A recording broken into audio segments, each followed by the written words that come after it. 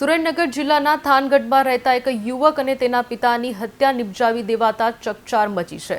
યુવક પોતાના ઘરમાં સૂતો હતો ત્યારે જ અજાણ્યા શખ્સોએ હુમલો કરી હત્યાને અંજામ આપ્યો। ગુનાને અંજામ આપી આરોપીઓ કહી શકાય કે ત્યાંથી ફરાર થઈ જતા પોલીસે ગુનો નોંધી વધુ તપાસને હાથ ધરી છે। ઓકે સાહેબ, શું કહેશો? આજે થાનગઢ પોલીસ સ્ટેશનના સરસણા ગામની સીમની અંદર એક ડબલ મર્ડરનો બનાવ બને છે।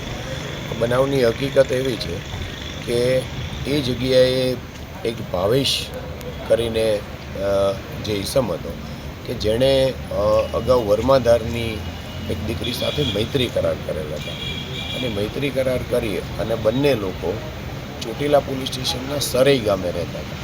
એમાં દિવાળી કરવા માટે એ લોકો સરસાણા ગામે એના માતા પિતા ભાગ્યું વાવતા હતા ત્યાં આવેલા હતા।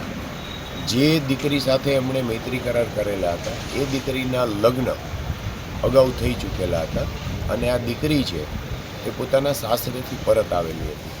એટલે ત્રણ આરોપી, એક આ સંગીતા નામની દીકરીનો ભાઈ, એક એનો અગાઉનો પતિ કે જ્યાંથી એ રીસામણે આવેલી હતી અને એક એનો કાકાજી, આ ત્રણેય લોકોએ મળી અને રાત્રે સરસાણા ગામે આ લોકો પર છરી જેવા તીક્ષ્ણ હથિયારથી હુમલો કર્યો, જેની અંદર ભાવેશનું થાનગઢ હોસ્પિટલે લાવતા એનું મૃત્યુ થયેલ અને એના જે પિતા છે એને રાજકોટ હોસ્પિટલ જતાં મરણ ગયેલ છે।